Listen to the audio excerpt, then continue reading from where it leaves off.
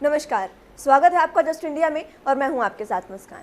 रुक करेंगे उन तमाम खबरों का जिनका सरोकार है आपसे। खबरों के प्रायोजक हैं आरोग्य मास्क लगाएं, कोरोना से सुरक्षित रहें। Oscar super speciality hospital and trauma centre, रंज किया showroom in Rohtak and Bahadurgarh. Showroom पर आएं, टेस्ट ड्राइव लें और गाड़ी बुक कराएं। उत्तर प्रदेश के हाथरस में गैंगरेप के बाद पीड़िता की मौत से जुड़ा घटनाक्रम तेजी से बदल रहा है। प्रदेश सरकार ने अब इस पूरे मामले में जांच सीबीआई से कराने की सिफारिश कर दी है। अभी एसआईटी की एक टीम प्रकरण की जांच कर रही है। इस बीच हाथरस में राजनीतिक घमासान भी बढ़ता जा रहा है। कांग्रेस नेता राहुल गांधी के दौरे के बाद लगातार नेताओं का आना यहां जारी है। दूसरी तरफ सोमवार को दिल्ली कांग्रेस के प्रमुख अनिल कुमार राजघाट पर सत्याग्रह करेंगे। हाथरस पीड़िता को इंसाफ दिलाने के लिए कांग्रेस की ओर से लगातार देश के अलग अलग हिस्सों में प्रदर्शन किया जा रहा है, जो सोमवार को भी जारी रहेगा। कांग्रेस नेता उदित राज भी इस बीच दिल्ली से हाथरस तक मार्च निकालने की बात कही है। रविवार को भीम आर्मी के प्रमुख चंद्रशेखर, समाजवादी पार्टी के प्रतिनिधियों ने पीड़िता के परिवार से मुलाकात की थी। इसके बाद रालोद के जयंत चौधरी जब हाथरस पहुंचे तो उनके समर्थकों पर लाठीचार्ज कर दिया गया। बीते दिन प्रदेश में चल रहे राजनीतिक घटनाक्रम के बीच मुख्यमंत्री योगी आदित्यनाथ का बयान भी सामने आया, जिसमें उन्होंने विरोधियों पर निशाना साधा है। योगी आदित्यनाथ ने कहा कि कुछ लोग विकास को रोकना चाहते हैं, इसलिए प्रदेश और देश में जातीय दंगा करवाना चाहते हैं और इसीलिए हर रोज सरकार के खिलाफ साजिश रची जा रही है।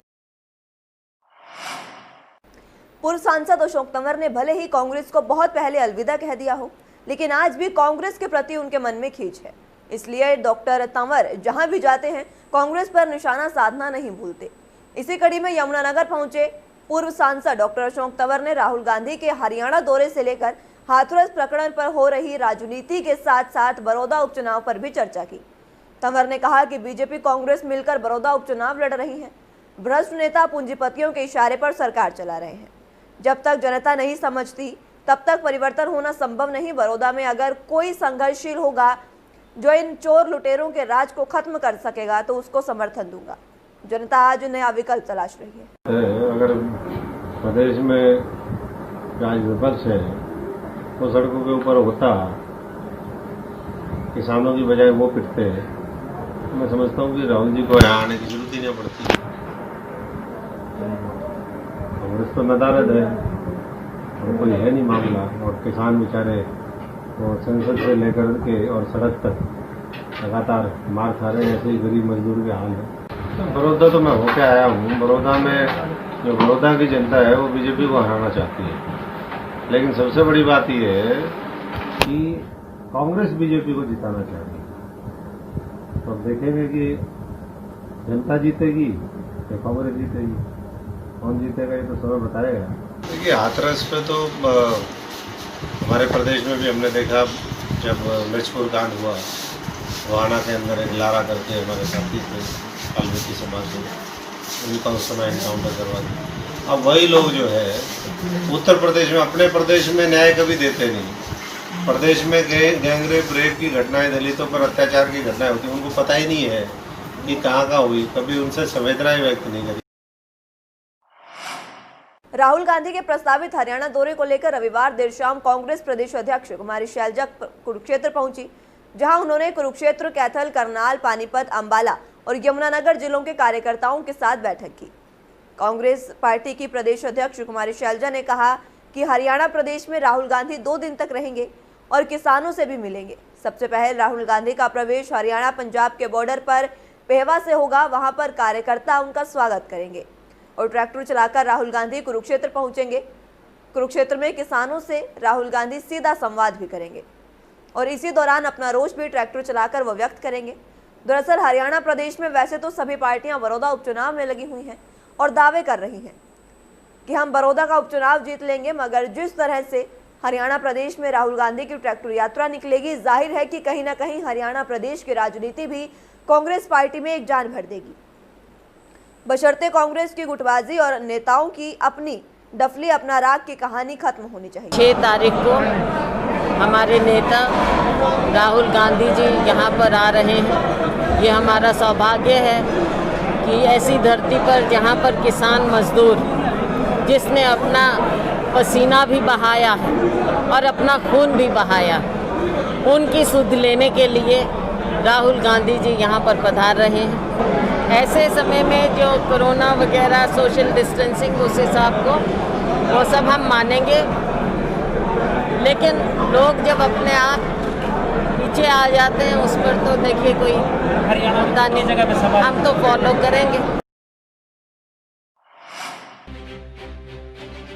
श्री राहुल गांधी जी का खेती बचाओ यात्रा में हरियाणा आगमन पर हार्दिक अभिनंदन। निवेदक रणधीर राठी, हल्का सफीदो।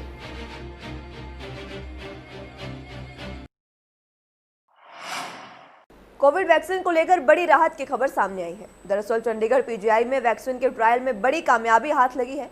पीजीआई में अभी ऑक्सफोर्ड कोविशील्ड वैक्सीन का ट्रायल चल रहा है और इसका रिस्पॉन्स भी काफी अच्छा रहा। पीजीआई में इस वैक्सीन की पहली डोज कारगर रही। यहां अब तक 42 वॉलंटियर्स को ऑक्सफोर्ड कोविशील्ड वैक्सीन की पहली डोज दी गई है। पीजीआई के वायरोलॉजी डिपार्टमेंट की प्रोफेसर मिनी पी सिंह, इन्होंने बताया कि अभी तक किसी भी वॉलंटियर में पहली डोज के बाद कोई खतरनाक लक्षण सामने नहीं आए हैं। ऐसे में अंदाजा लगाया जा रहा है कि वैक्सीन कोरोना वायरस से लड़ने में कारगर साबित हो सकती है, लेकिन दूसरी डोज के ट्रायल के बाद ही इसका फैसला लिया जाएगा। जिन वॉलंटियर्स को अब तक पहली डोज दी गई है उन्हें पीजीआई के सीनियर डॉक्टरों की निगरानी में रखा गया है। ऑक्सफोर्ड कोविशील्ड वैक्सीन के ह्यूमन ट्रायल के लिए 68 लोगों की स्क्रीनिंग की गई है। पीजीआई में पहले ही इस वैक्सीन के ट्रायल के लिए 400 लोगों को रजिस्ट्रेशन किया जा चुका है। वैक्सीन के ट्रायल के लिए अब तक उन लोगों की स्क्रीनिंग की गई है जो 18 साल से ऊपर हैं। प्रोफेसर मिनी ने कहा कि अभी 42 वॉलंटियर्स को वैक्सीन की पहली डोज दी गई है। इनके अलावा अलग अलग दिन वैक्सीन की डोज दी गई है। इसके चलते अब इनके 28 दिन पूरे होने के बाद 29वें दिन दूसरी डोज दी जाएगी। इसके बाद ही ट्रायल की सफलता का पता चलेगा। सफल ट्रायल पर यूं तो 6 महीने का समय लगेगा, लेकिन दूसरी डोज देने के बाद भी अगर वॉलंटियर्स में कोई खतरनाक लक्षण सामने नहीं आते तो इससे ये स्पष्ट हो जाएगा कि वैक्सीन ह्यूमन बॉडी की सेफ्टी के लिहाज से सही है।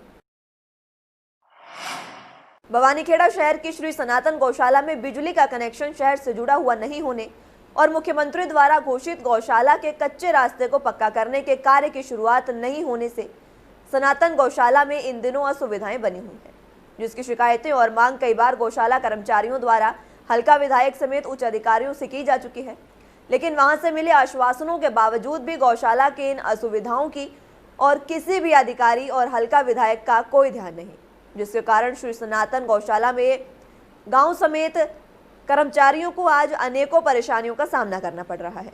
गौशाला प्रबंधक का आरोप है कि गौशाला में होने वाले आयोजनों, अवसरों पर शिरकत करने वाले नेताओं समेत हल्का विधायक से भी समस्या के समाधान की गुहार लगा चुके हैं, लेकिन वहां से मिले आश्वासन के बाद भी इस समस्या का कोई समाधान अभी तक नहीं हुआ।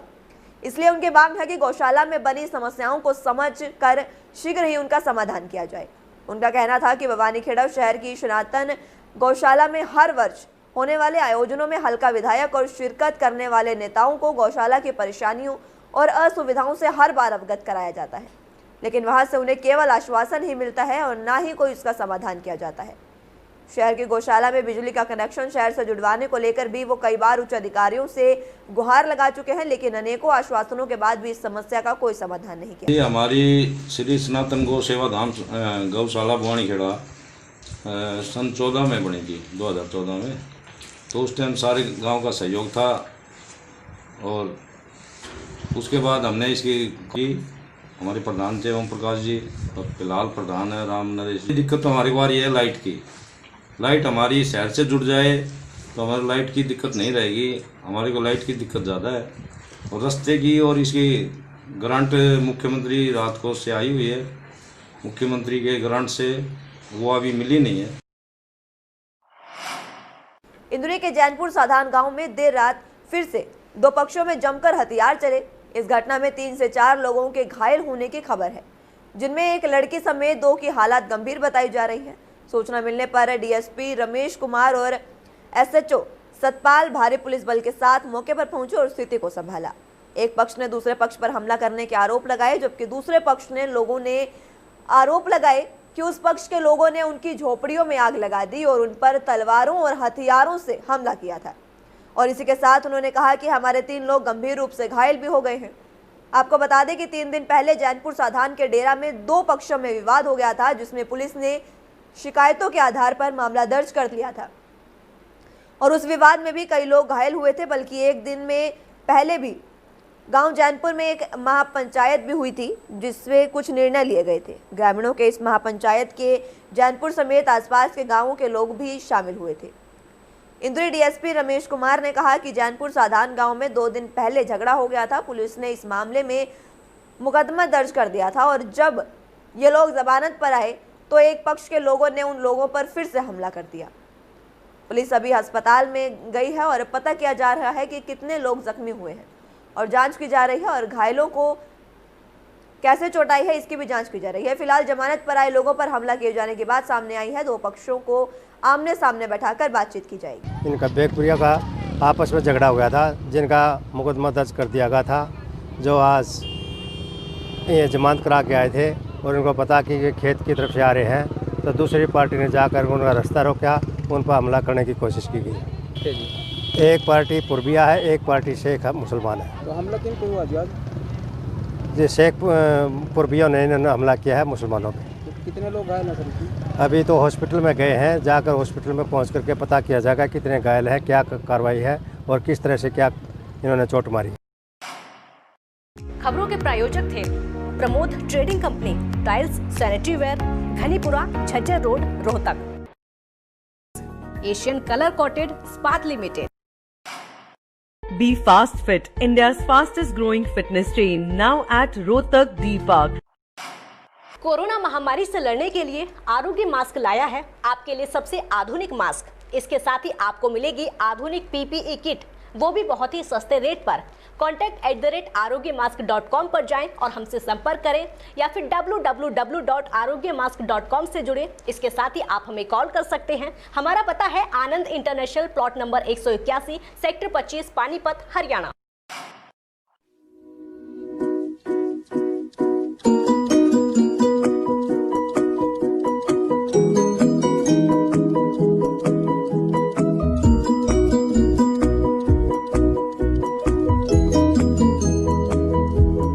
मेडिफिल इंटरनेशनल, 7 शीतल कॉम्प्लेक्स, सुभाष नगर, रोहतक।